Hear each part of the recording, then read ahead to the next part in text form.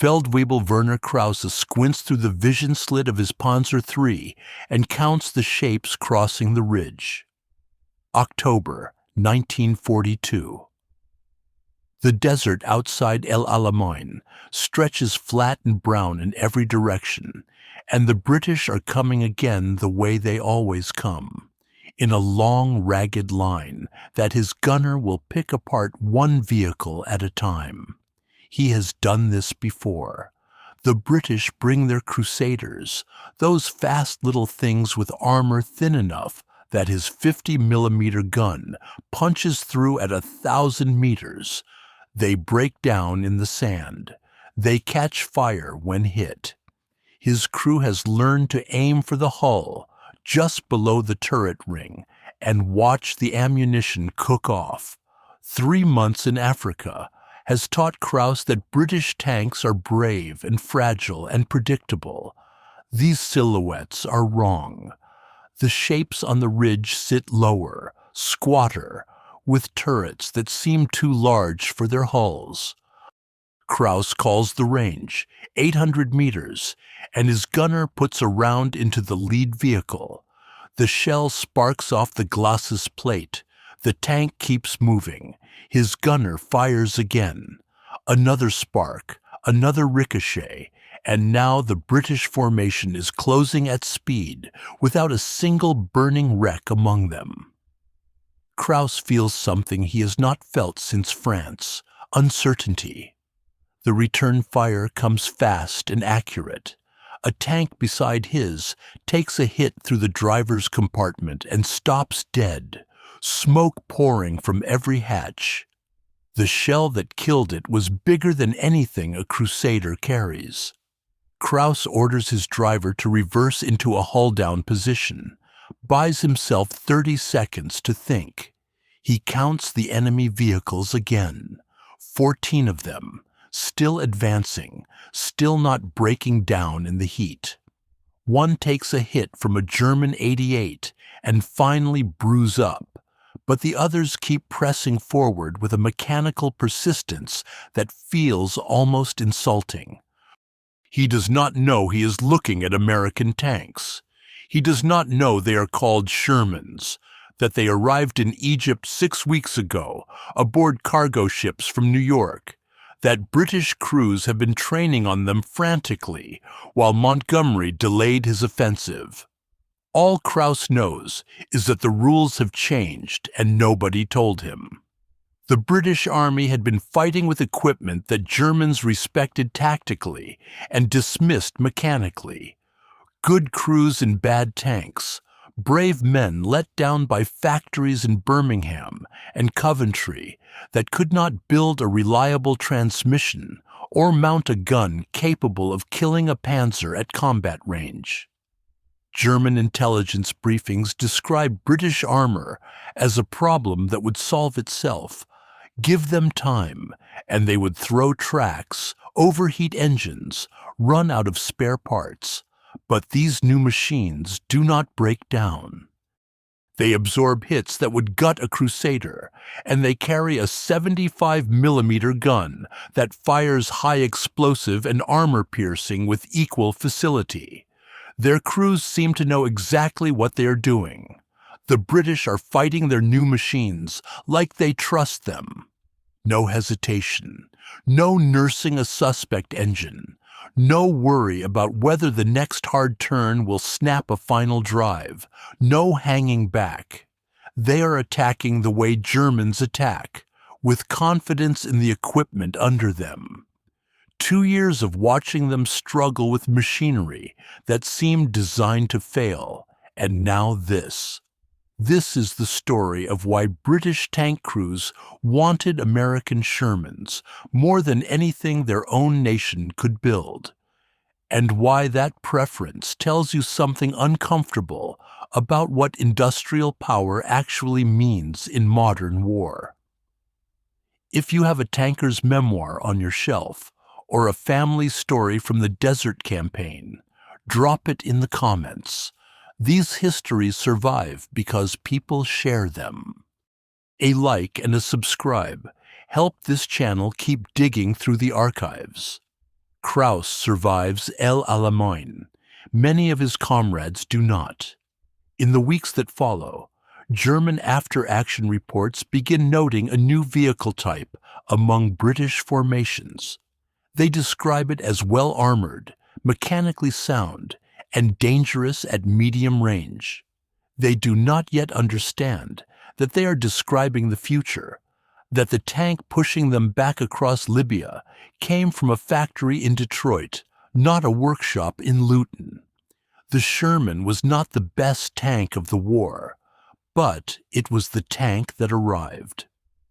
We have been asking our tank crews to perform miracles with equipment that would embarrass a peacetime training exercise.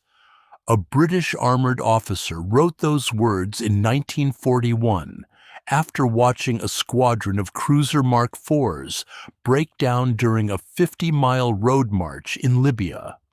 The regiment had started with 23 tanks. 11 reached the assembly point. The others sat scattered across the desert with thrown tracks, seized engines, and transmissions that had simply stopped transmitting. No enemy action required. The machines defeated themselves before the Germans fired a shot.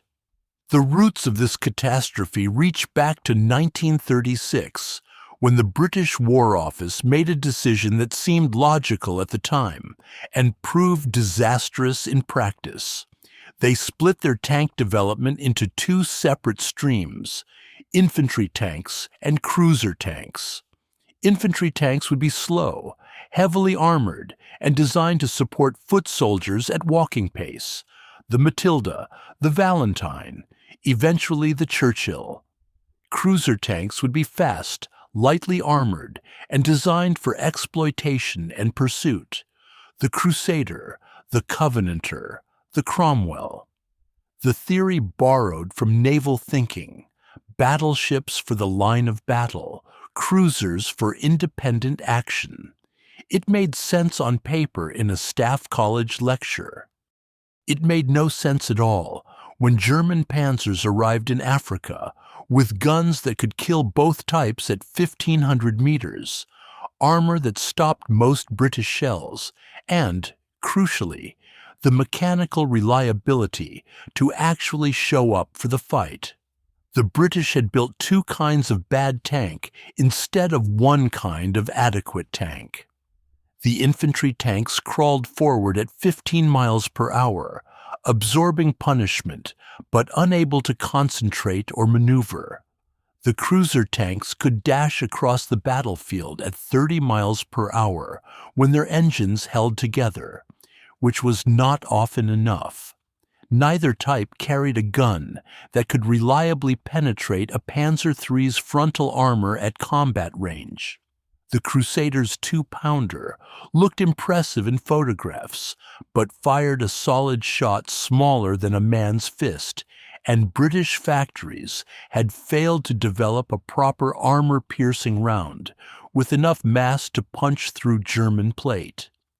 Crews learned to aim for tracks, for rear armor, for the brief moment when an enemy tank turned and exposed its thinner side, learned to compensate for equipment that should never have required compensation. The Covenanter was the whole disaster in one machine. On paper, it was a cruiser tank with respectable specifications: 30 millimeters of frontal armor, a 2-pounder gun, a top speed of 31 miles per hour. 19 factories across Britain built 1,771 of them between 1940 and 1943. Not a single Covenanter ever saw combat. The cooling system could not handle desert heat or even sustained operation in temperate climates. The engine overheated so chronically that crews kept the radiator grills permanently open, which defeated the purpose of having armor at all. The transmission failed with such regularity that mechanics stopped repairing and started cannibalizing. The smell inside a running Covenanter, hot oil, burning rubber, the acrid bite of electrical insulation starting to melt, became a joke among training battalions in England. Men learned to drive tanks and machines that would kill them through mechanical failure before any German got the chance.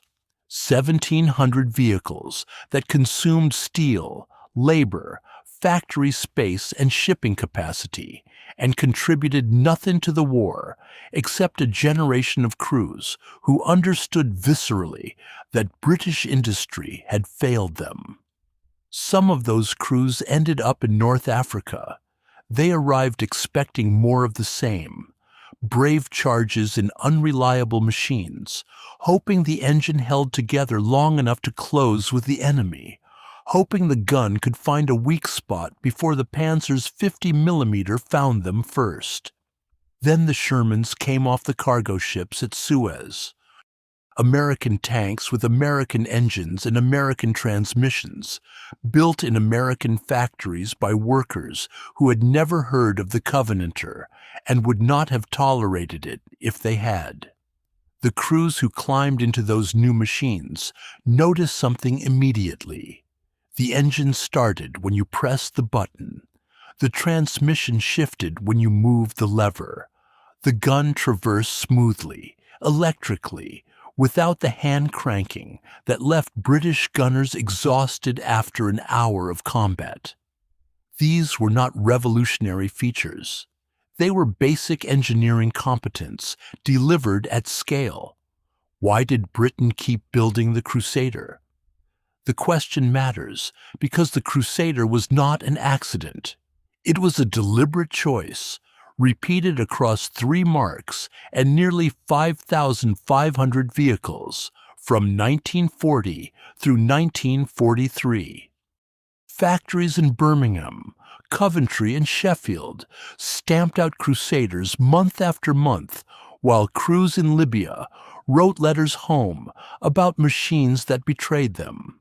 The feedback existed. The War Office received reports, summaries, complaints delivered through every channel the British Army possessed, and still the production lines kept running. The Crusader looked magnificent, low-slung, angular, aggressive in silhouette, a tank that seemed designed by someone who understood what tanks should feel like. Its Christie suspension gave it speed across rough ground, the kind of speed that let aggressive commanders dream of sweeping flanking movements through the desert. On approving ground in England, in mild weather, with careful maintenance, the Crusader performed adequately. The problem was that tanks do not fight on proving grounds. In North Africa, the Crusader's air filters clogged within minutes of entering combat. Desert dust, fine as talcum powder, sharp as ground glass, poured through every gap in the engine deck. The Liberty engine that powered early marks had been designed for aircraft in 1917. It demanded clean air and stable temperatures. The desert offered neither. Crews learned to stop every few miles, dismount under fire, and beat the filters clean against the hull. The smell of hot oil and overworked metal became the signature scent of British armoured operations. Mechanics who should have been sleeping spent nights tearing down engines that should have lasted months. The Christie suspension that gave the Crusader its speed also gave it chronic track throwing.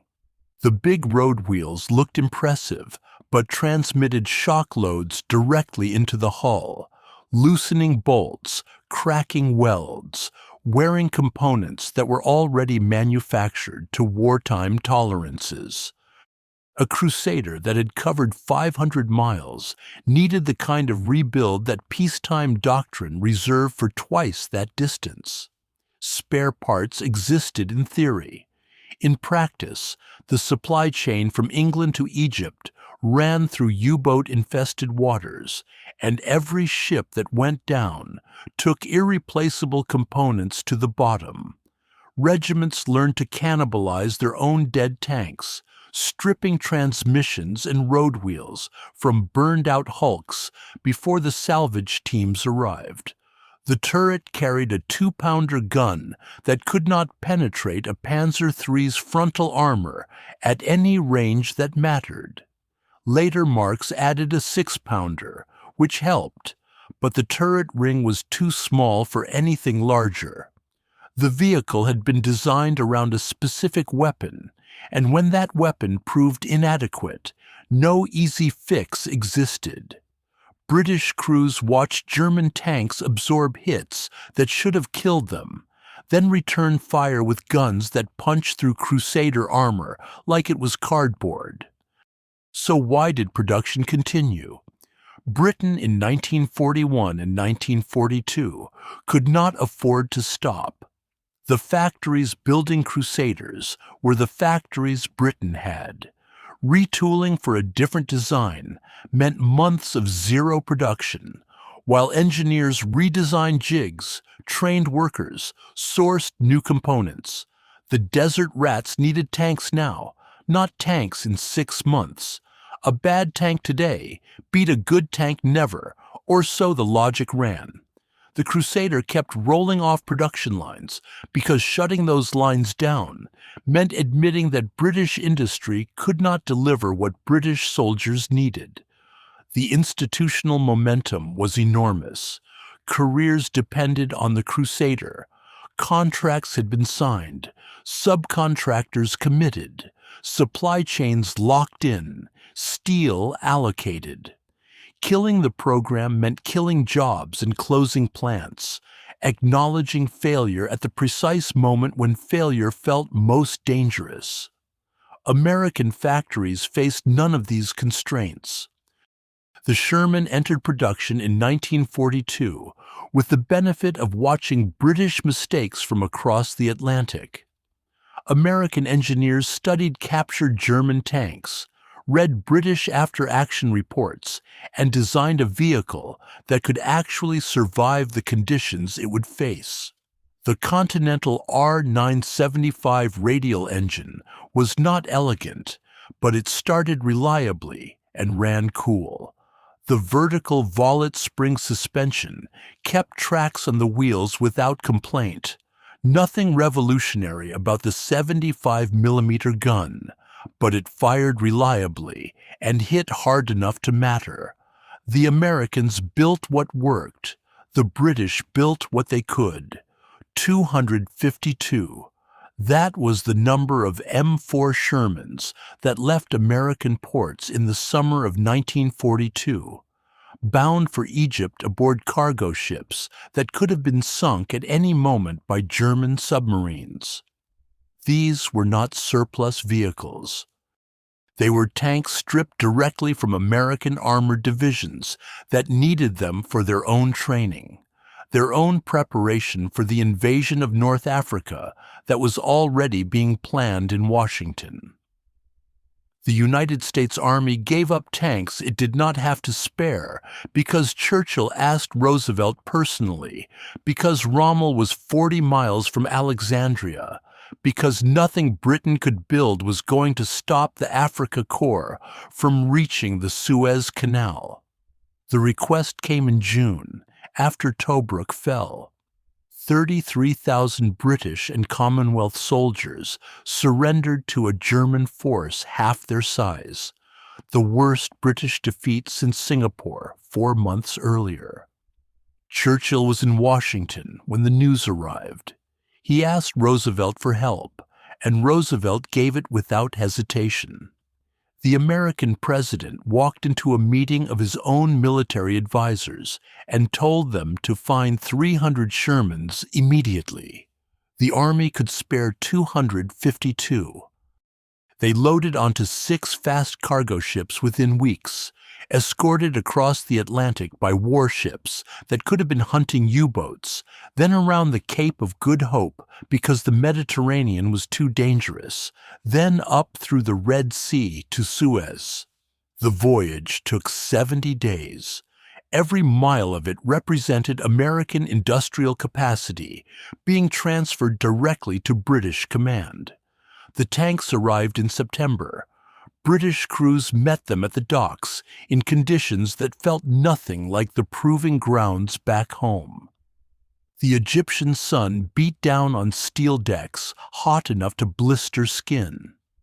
Dock workers in Port Tewfik wrestled with chains and cranes, while officers from the 8th Army's armored brigades watched their new equipment swing through the air, still wearing factory paint, still smelling of fresh rubber and machine oil, and the particular chemical tang of a vehicle that had never been fired in anger. The crews who would take these machines into battle touched the armor plating and felt something unfamiliar, metal that was thick enough to matter, welded joints that looked solid, hatches that opened and closed without fighting. Some of them had driven Crusaders for 2 years. They knew what betrayal felt like. This felt like the opposite. Montgomery delayed his offensive specifically to integrate these American tanks. He could have attacked in September. His superiors in London wanted him to attack in September. But he refused to move until his crews had trained on the new equipment, until supply lines were established, until the Shermans were ready to fight as formations rather than individual vehicles scattered across the desert. 6 weeks of preparation, while Churchill fumed and Rommel dug in. Montgomery understood something that the War Office had been slow to learn. Equipment mattered more than urgency. A coordinated attack with reliable tanks would accomplish what a rushed attack with unreliable tanks never could. The 252 Shermans became the core of his armored punch, concentrated in the units that would lead the breakthrough at Alamein. American factories were producing Shermans at a rate that would have seemed impossible to British planners. The Detroit tank arsenal alone turned out nearly 500 vehicles per month by late 1942. Lima Locomotive Works, Pacific Car and Foundry, Pressed Steel Car Company, Fisher Body, 11 different plants across the United States built Shermans to identical specifications, using standardized parts that could be swapped between vehicles, regardless of where they were manufactured. A transmission from Detroit fit a tank built in Los Angeles. A track assembly from one factory bolted onto road wheels from another, without modification. This was not accident. This was American industrial doctrine applied to warfare, the same mass production philosophy that had put a Model T in every driveway, now putting a Sherman in every armored regiment that needed one. The British could not match this. British factories were older, smaller, more specialized. Supply chains had been built for peacetime efficiency rather than wartime scale. The workforce was smaller, raw materials more constrained, shipping more vulnerable. When American Shermans arrived in Egypt, they carried with them the full weight of an industrial base that dwarfed anything Europe could field. 0630 hours, October 23, 1942. A sergeant from the Royal Scots Greys sits in the driver's seat of a Sherman for the first time since his regiment received the American tanks 3 weeks earlier. The offensive begins tonight. Around him, hundreds of engines are about to start simultaneously across the 8th Army's assembly areas. The regiment has rehearsed this moment. They have driven the Shermans across practice grounds, fired the 75mm guns at target berms, learned the feel of the power traverse that spins the turret without human muscle. But this is different. This is the morning of battle, and the sergeant has spent 2 years learning that engines fail when you need them most. He reaches for the starter button. The metal is cool against his thumb in the pre-dawn air, the desert cold that surprises men who expect only heat. He presses it. The Continental Radial catches on the first revolution.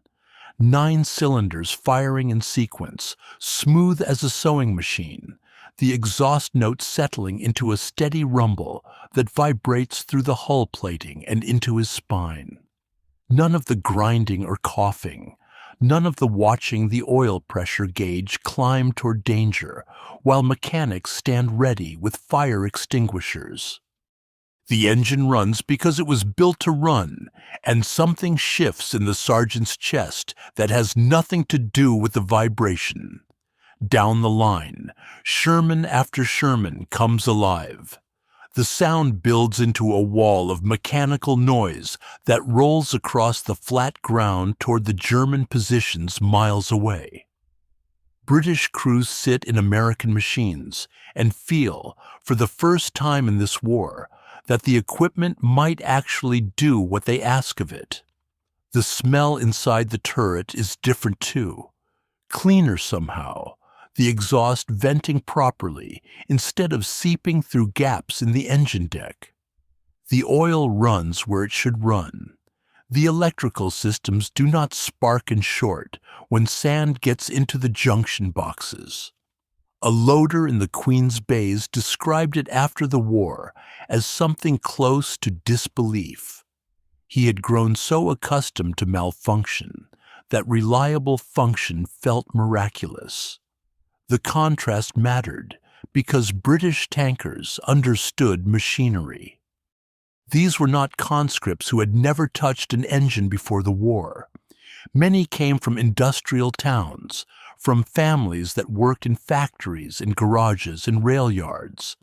They knew what good engineering looked like, and they understood the difference between equipment that failed because war is hard, and equipment that failed because someone had cut corners, used inferior materials, designed systems without understanding where those systems would operate.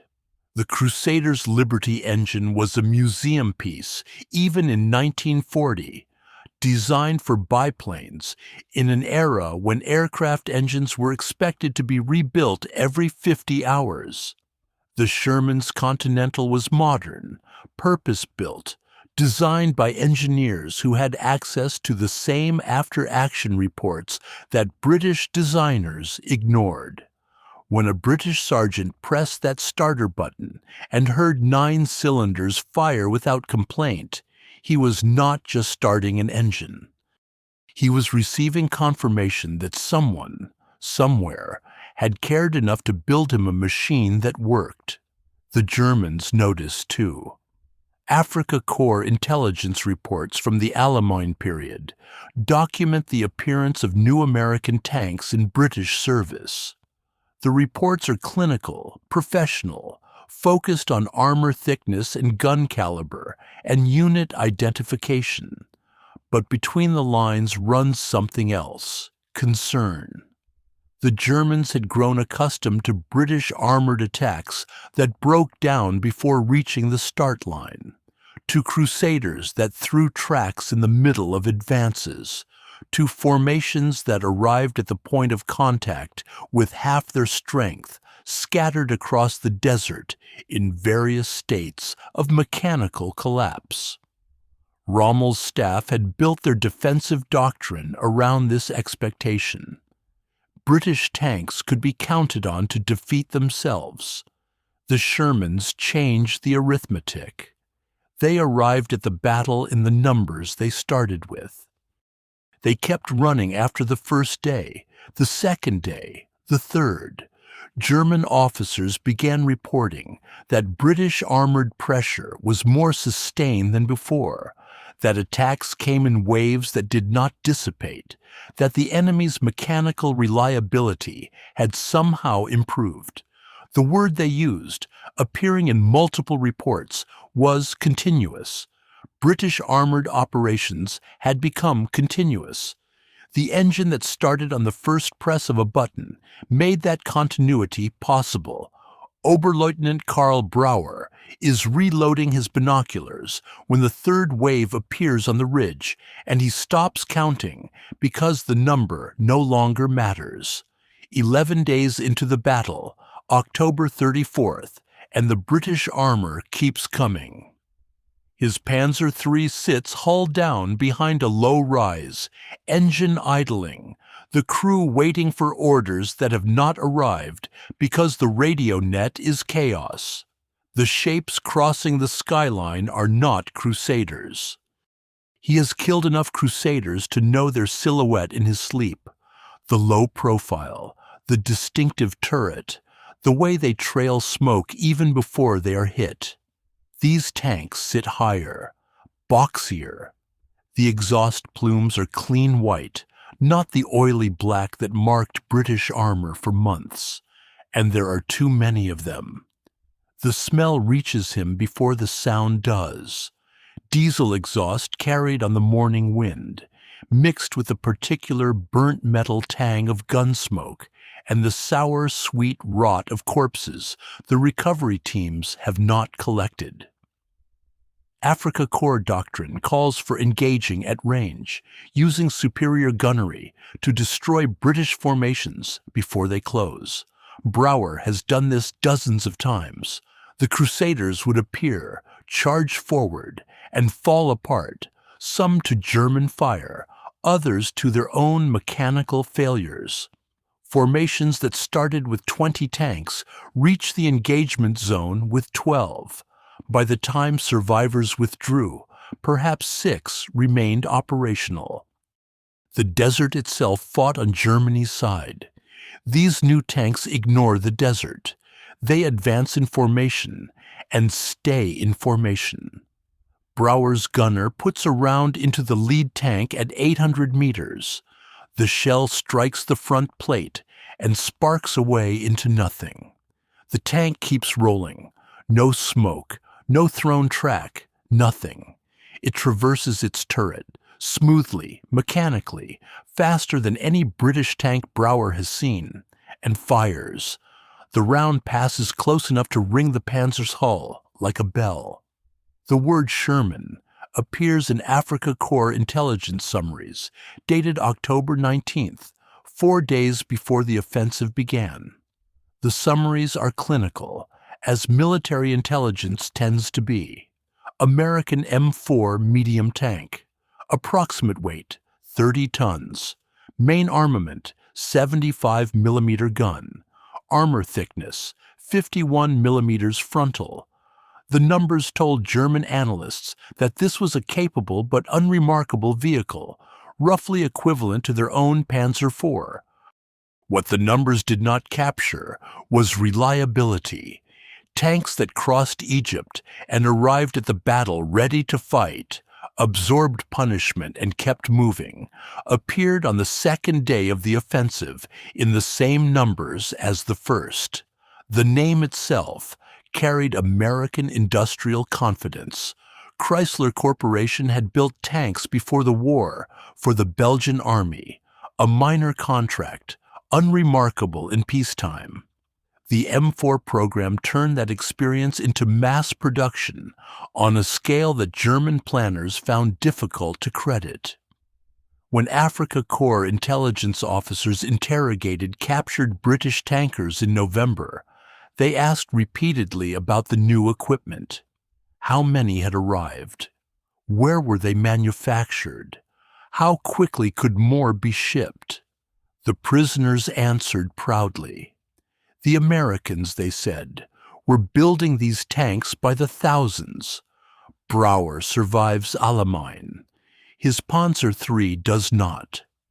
He writes a letter to his brother in Hamburg 3 weeks after the battle, and a fragment survives in a collection of German military correspondence archived after the war. The British, he writes, have received equipment that does not fail. He uses that specific phrase, equipment that does not fail, as if mechanical reliability were something new, something the war had not yet produced. For 2 years, German tankers had fought an enemy whose machines betrayed them at critical moments. Track thrown on the approach march, engine seized during the assault, turret jammed when it mattered most. The Afrika Korps had built its tactical assumptions around British mechanical fragility. Rommel's aggressive maneuvering depended on it. Strike hard, withdraw, let the desert and British engineering do the rest. The Shermans broke that assumption. They fought on the first day and the 11th day. They took hits and kept moving. They started on cold mornings and hot afternoons. German commanders began requesting additional anti-tank guns because tank-on-tank engagements no longer favored them the way they had. The British had not become better soldiers overnight. They had received better tools, American tools that worked. The 17-pounder is the finest anti-tank gun in the world, and we have nothing to put it in. A British ordnance officer said those words in early 1943, and the frustration in them captures something essential about the entire British tank program. The gun existed. The engineers who designed it understood ballistics, penetration, muzzle velocity. They had built a weapon capable of destroying any German tank at combat ranges. The problem was the hull. Every British tank design in production was too small, too cramped, too poorly engineered to accept the weapon that could have changed the war. The Cromwell could not fit it. The Churchill could not fit it properly. The Crusader was already obsolete.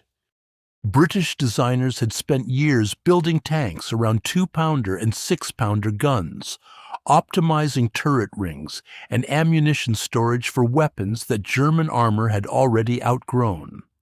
When the 17-pounder arrived, 76 millimeters of high-velocity capability that could punch through a Panther's front plate at 1,000 yards, there was no British vehicle worthy of receiving it. So, they put it in a Sherman. The conversion required brutal surgery. Engineers at the Royal Ordnance Factory cut away the original turret bustle and welded new armor plating to accommodate the longer gun. The radio moved to an armored box on the rear deck because there was no room inside. Ammunition stowage dropped from 90 rounds to 77 because the 17-pounder shells were larger. The turret became cramped to the point of dysfunction. Loaders working in spaces designed for a smaller weapon, elbows hitting walls, shell casings ejecting into spaces that did not exist. None of this mattered. The Sherman hull was reliable enough to carry the gun into battle. British hulls were not. The designation was Sherman C. The crews called it Firefly. Production began in January 1944. By June, when Allied forces landed in Normandy, approximately 342 Fireflies had reached British armoured regiments. The distribution was deliberate. 1 Firefly per troop of 4 tanks. 3 standard Shermans with 75mm guns that could handle infantry and light vehicles. 1 Firefly with a 17-pounder that could kill panthers and tigers. The entire tactical structure of British armored operations reorganized around the capabilities of an American hull carrying a British gun. The Germans noticed within days of the invasion. Panzer crews in Normandy began reporting a variant Sherman with a longer barrel, different muzzle brake, distinctive profile. Intelligence officers circulated recognition guides. The threat assessment was immediate and unambiguous. Destroy the Fireflies first. Standard Shermans could be engaged at leisure. The long-barreled variants were dangerous. Tank commanders received explicit instructions to identify and prioritize these hybrids before engaging the rest of the formation.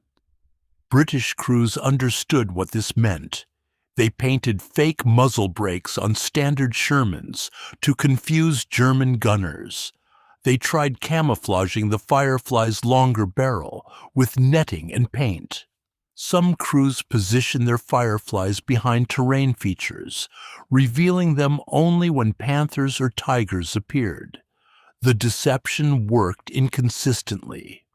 German tank commanders learned to watch for the distinctive shape, the slightly different turret profile, the way the gun elevated at a different angle. Firefly crews knew they were marked. They went into battle understanding that enemy gunners would find them first.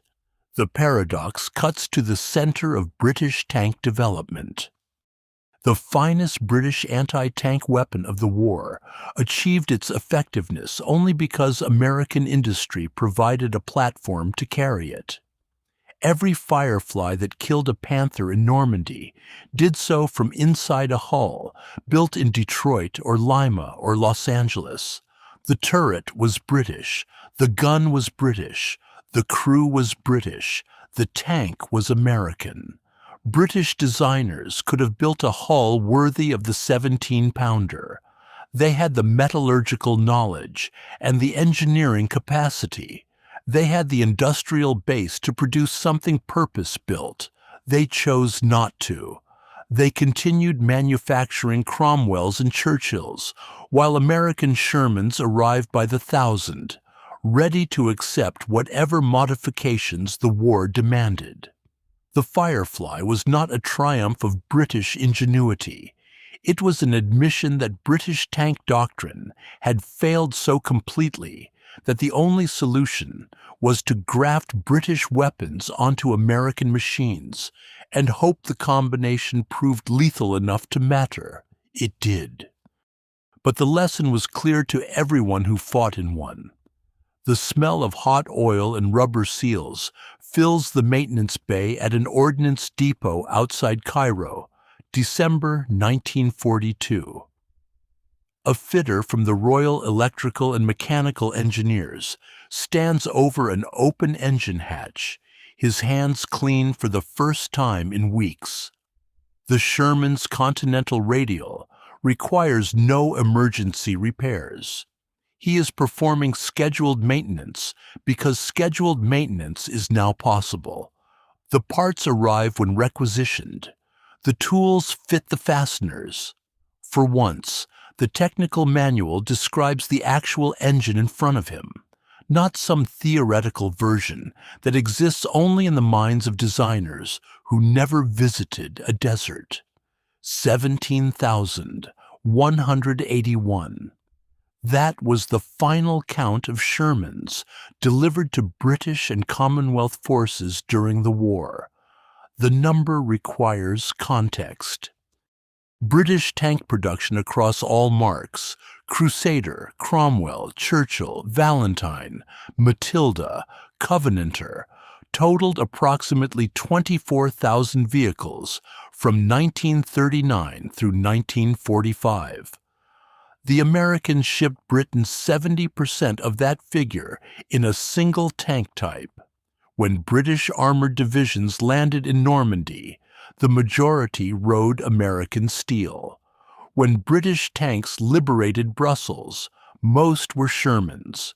When the war ended and victory parades rolled through London, the hulls that carried British crews had been stamped in factories scattered across Michigan, Ohio, Illinois. The logistics chain behind those 17,000 tanks stretched from iron mines in Minnesota to assembly plants in Detroit to cargo ships crossing the Atlantic under constant U-boat threat to ports in Egypt, India, Britain itself. Each Sherman that reached a British crew represented the coordinated effort of miners, steelworkers, machinists, welders, crane operators, longshoremen, merchant sailors, port workers, and railwaymen, most of whom would never know where their work ended up. A rivet set in Lima, Ohio, became part of a hull that burned outside Caen. A wiring harness assembled in Grand Blanc, Michigan powered the turret traverse that killed a tiger at Villers-Bocage.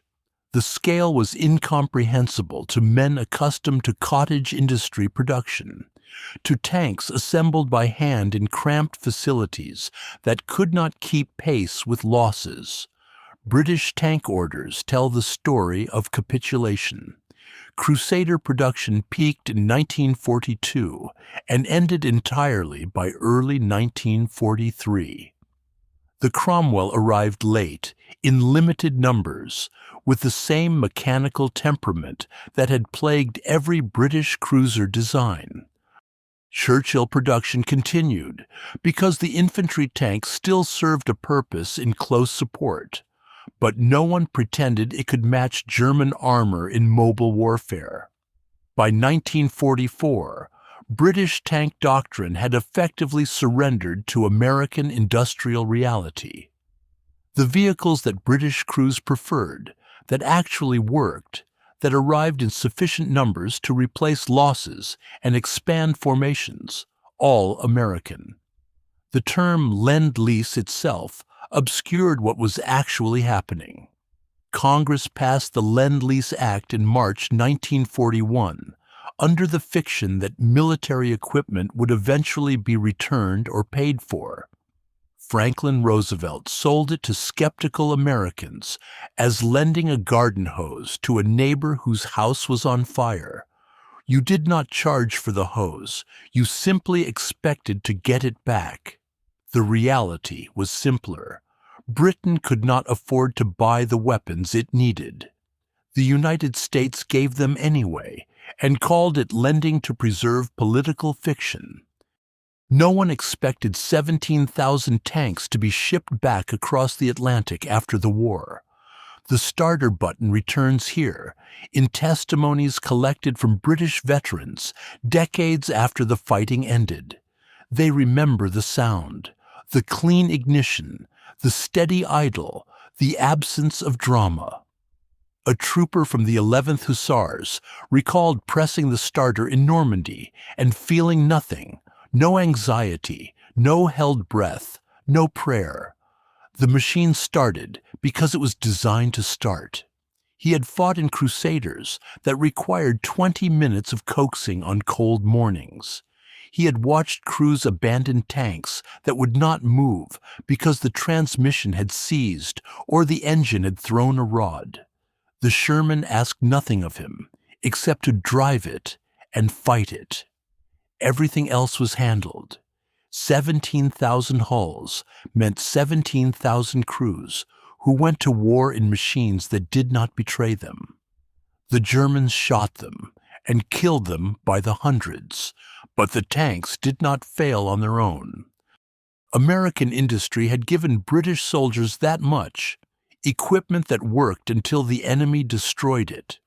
What did Britain admit by taking those 17,000 tanks? Not incompetence. British engineers understood metallurgy, ballistics, armor geometry.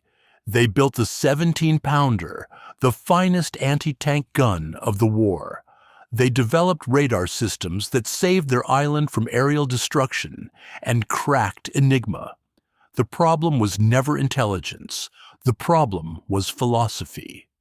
British tank design began with requirements written by committees who imagined perfect machines for specific tactical situations. The cruiser tank would exploit breakthroughs with speed. The infantry tank would support advances with armor. Each type optimized for its role, built in limited numbers by craftsmen who understood every rivet. The approach assumed wars would be fought the way exercises were planned, controlled, sequential, predictable, rational. It assumed replacement tanks would arrive when needed, because production schedules said they would. It assumed mechanical failures could be managed through careful maintenance by trained specialists with adequate tools and unlimited time. American tank design began with a different question. Not, what is the ideal tank, but what tank can we build 50,000 of? The distinction matters more than any specification sheet. Detroit understood mass production the way British industry understood precision engineering. Henry Ford had spent decades proving that good enough, delivered in overwhelming quantity, defeated perfect every time. The Sherman was not designed to win individual engagements. It was designed to be manufactured by workers who had never seen a tank, maintained by crews who learned on the job, and replaced faster than the enemy could destroy them. The British admitted, by taking American tanks, that their philosophy had failed. Not their engineers, not their soldiers. Their assumptions about how industrial wars would be fought and won. 20 years after the war ended, British armoured doctrine still carried the scars. The Centurion, finally, a British tank worthy of the name, entered service in 1945, too late to matter. It became the backbone of British armour through the Cold War, a success that proved British engineers could build world-class tanks when they abandoned the cruiser infantry split and designed for reliability. But the Centurion's development owed debts to American manufacturing philosophy that no official history acknowledged: standardized components, field-replaceable assemblies, engines that mechanics could access without disassembling half the vehicle. The lessons of the Sherman, absorbed through 4 years of fighting in American hulls, shaped what came after. The irony is that Britain paid for those lessons with blood, then refused to acknowledge the invoice. Official histories of the Western Desert Campaign emphasize Montgomery's generalship and the Eighth Army's courage, the turning of the tide at Alamein. The equipment that made victory possible receives footnotes.